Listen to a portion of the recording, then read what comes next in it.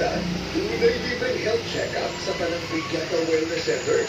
Gikan alas 8 buntag hangtod alas 5 sa hapon. Alas 8 buntag hangtod alas 5 sa hapon. Pagkat Domingo hangtod Huwebes. Ug ang good news.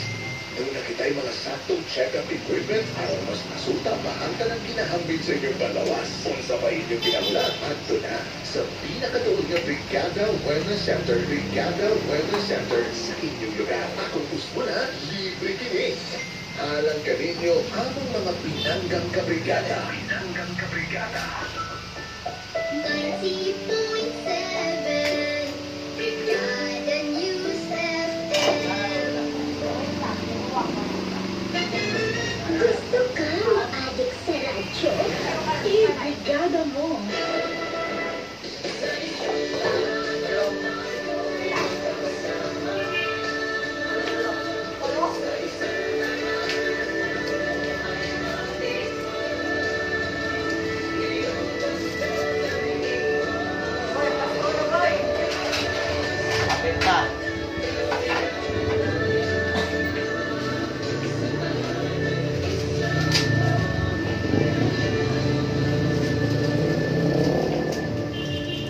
Sa patuloy naming pagbibigay ng serbisyo may kabuluhan at kahulugan, inspirasyon namin ang inyong mga pagsusumikap at mga pangarap.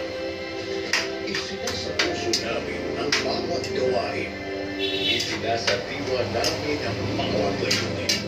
Dahil para sa inyo, usinat ang aming bithin. Kasama ninyo ang brigada sa isang paglalakbay tungo sa dulo ng pagpapago ng sambayanan at sa pagtangan ng bawat pamilyang Pilipino.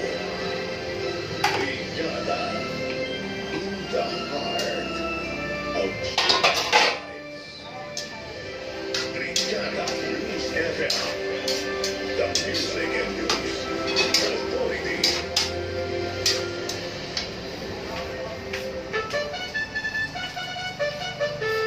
One time, the New Filipino time, alas 7:26.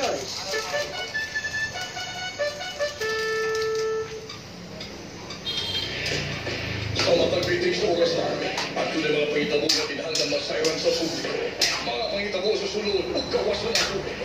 Katikaan sa gobyerno, o sports balita, ay showbiz ate. Human interest o dagan pa, inyong malumong fresh and ang exclusive sa nagpagabalang istasyon sa mga pangitabo sa Brigada Newscast. Brigada Newscast.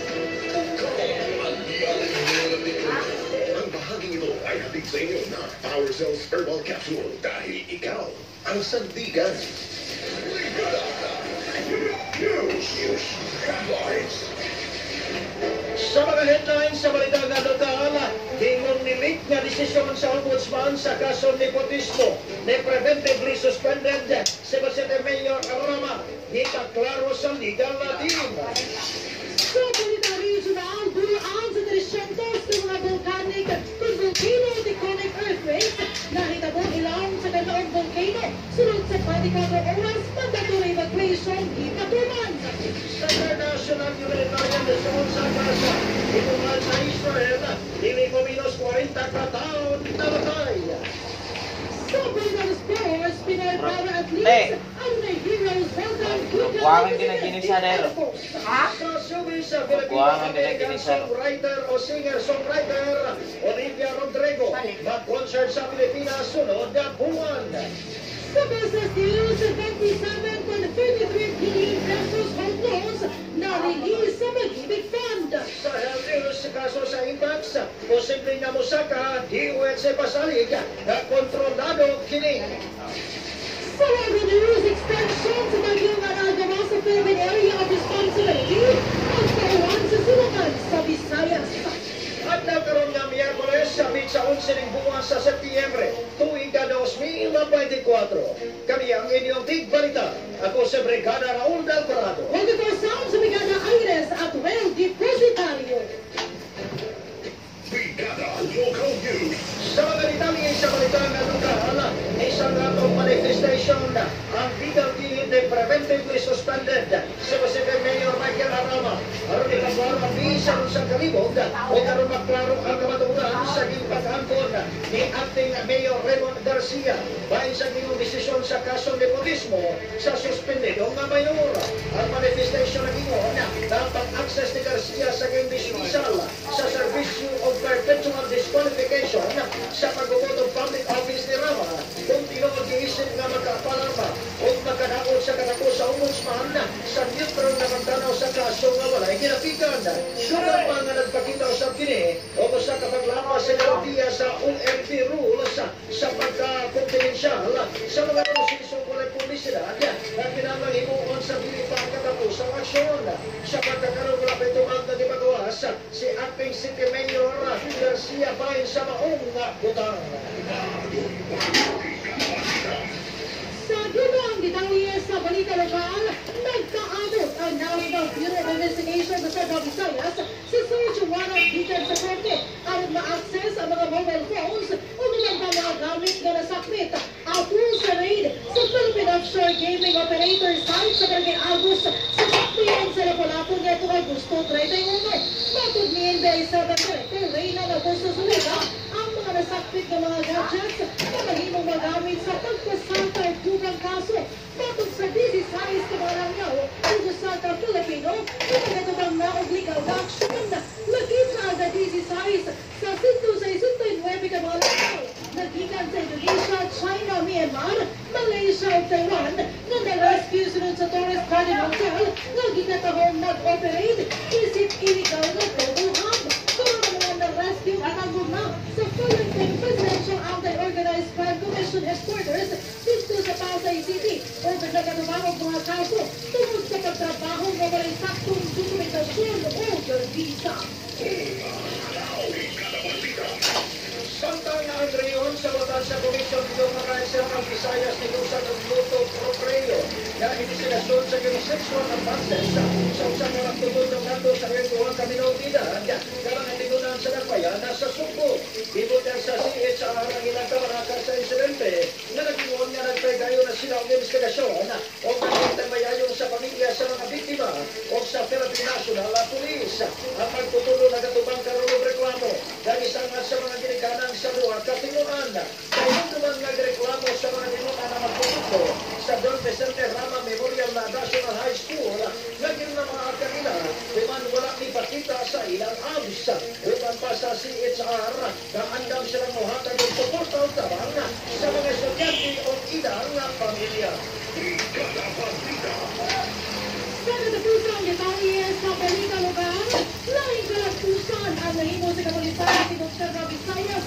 Humangin ni Nasika pag 269 na mga suspect. Sinagdadiyang mga operasyon lukot reyon, sunod lamang sa 72 sa oras. Sa datos na di pagawasa Police Regional Officer ng Visayas, ilang September 5 na na sa September 8, 2024. Ilang nadakpa ng 92 ka mga individual na nalampigin sa kalihukan sa ilang oras.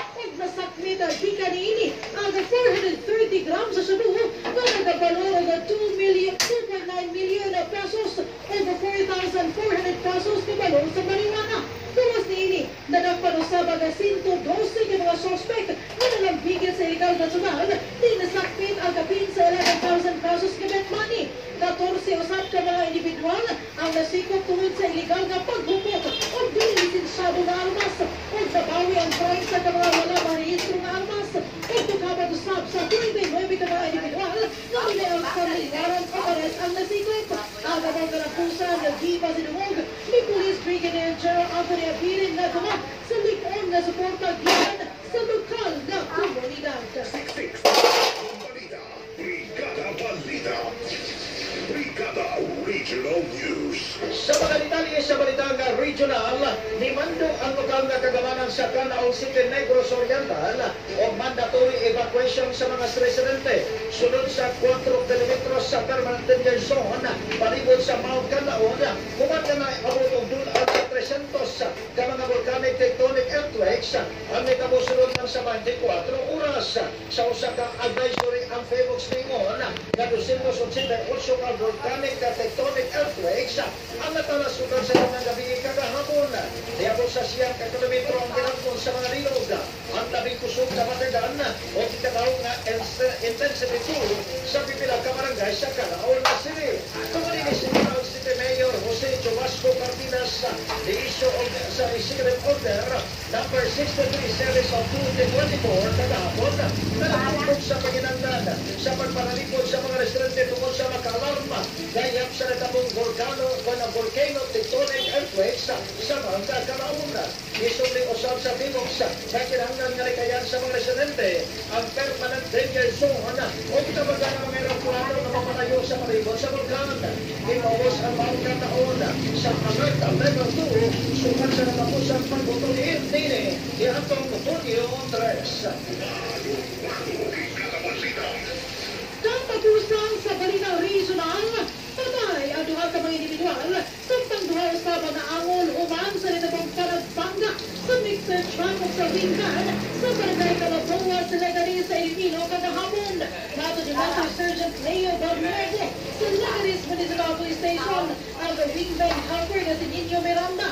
Ideklarang nga patay pagabot sa tabalanan samtang ang mixer truck driver na si Fermin Gamacha sa barangay Kali sa Lubanga sa Iloilo namatay usab samtang ginatiman sa mga doktor.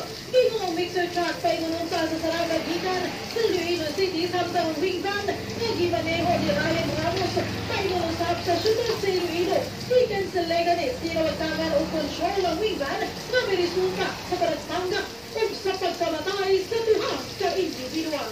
Siksik sa mga bagong balita. Brigada Balita. Brigada International. Sa mga detalye sa Balitang International, dili mong inos 40 ka mga tao ang namatay samtang sa isinta na ang uluman sa natamong airstrike sa Israel sunod sa humanitarian zone sa Gaza. Batong sa Civil Defense sa Gaza, kausa kini ka GPS airstrike na natabo sa Buwasi. Kausa sa humanitarian zone sa limuhan karon na sibilyan na nabituhan sa panagpangitali sa Israel Hamas. Ibutang sa Israel Defense Forces dahil motibo sa mga pag-atake mao ang pagpatay sa mga lakong opisyal sa Hamas kinsa itong malita nga nakabigit sa pagpatake sa Israel. Butang pa sa Israel Defense Forces na dili pa nila makumpirma kung napatay ba nila ang target na mga individual. Sa katapusang detalye sa Balitang International, nilusad ang Ukraine o na 134 ka mga drone attack o sa sa Moscow sa Western Russia nagahapon ng kapatayang usap ka babae. Ibig kumausap sa dagang mga kabalayan na nahimong hinundan sa pagsira sa mga tumpahanan. Matutong autoridad sa Russia na nagpapekto kini sa 20 kumaligan sa Moscow na dunay populasyon na mabot sa kapin 21 million. Tumunusap sa mga panghitabo. Tulos sa mga tumpahanan sa Moscow at gisirhan. Matod sa gobernador sa Moscow nga si Andrei Voroncov na ang napag-atake nakasunog sa minus 2 ka mga dagkong apartment sa distrito sa rehiyon sa Moscow. Siksik sa mga bagong balita. Brigada Balita. Brigada. Ang sports sa balita ng kanato mga kabrigada sa Fast Relax sa unang mismo. Ikataktang mag-45 nato ni Presidente Marcos Jr. ang mga para-athletes sa nasod. Kalisamo sa pagkulang itakuman na 2024 Paris Paralympics. Ang Heroes Welcome ipagay karong maabot ng Huwebes, Septyembre 12. Bato ni Philippine Paralympic Committee Michael Marino, naguhot ni Presidente Bongbong Marcos na ipagkita ang iyang suporta sa para-atleta.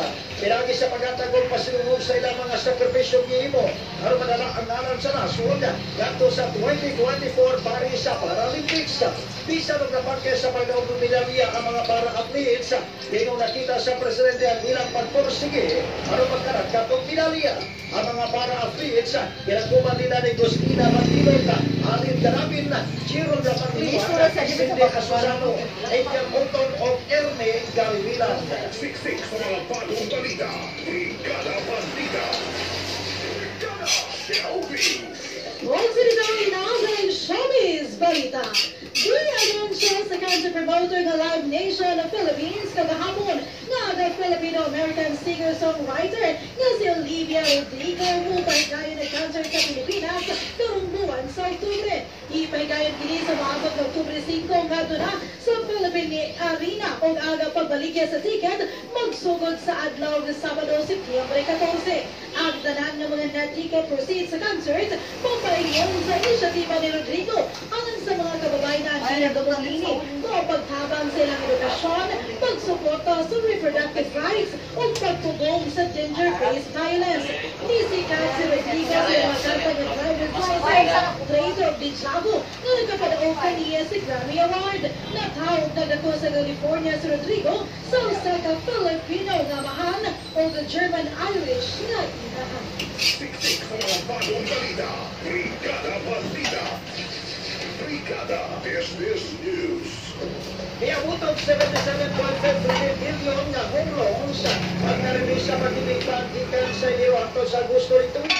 Nisakag kini og 383 million walitan ni sa 76.94 billion na gipagawas sa mga panahon sa May gingatuig mao ginang pinakataas na na-release sa ahensya nga home loans sa Enero hangtod Agosto sa pagsasayan sa pagdinig. Ang Republic Father Chief Agriculture Marilina Costa na nagabilisyon niini ang 54,000 sa 53 kalibisyon miyembro yung makatag kini kanilang pundo sa pagpalit ng balay o pagpanindot at ningini. Siksik sa mga bagong balita. Brigada Balita. Brigada Health News. Atong health news ito kanina sa Standout ES4 Multivitamins Capsule. Gibutiyag sa Department of Health na posibleng musaka ni HAP sa kaso sa monkeypox sa nasod tumigan sa nagpadayon na laboratory test. Hinoon iklaro ni DOH Secretary Kenneth Rosa na pagkata sa kaso di nagpasabot sa pagkanagmili o ginasarag sa mili na kontrolado na usap sa DOH ang sitwasyon o kaya anayan na ipapalaga. Sunod pa ni Rosa na sa kisibukan na 5 liters sa mga kaso sa impact siya na ang nagka-recover. Pinagkakaro sa mili ng Pilipinas ang na zero fatalities tungkol sa impact sa kanyatong 2022. Siksik sa mga bagong balita. Brigada Balita. Mga sinabi o mga baguhan ang mga tinsa silang ang mabahin sa raso sa Wadlawa. Pinituwa sa epekto ang dala sa trap sa Capital Storm Pipenda. Ang mga bagyo kadapusan na tikmatan sa 2,070 km east sa Eastern Visayas kaya nakapagawa sa Philippine Area of Responsibility o ganunagigit mo ng hangin na nasa 25 km matag oras o pag-host na mabot sa 90 km matag takna. 40 kilar na magasinati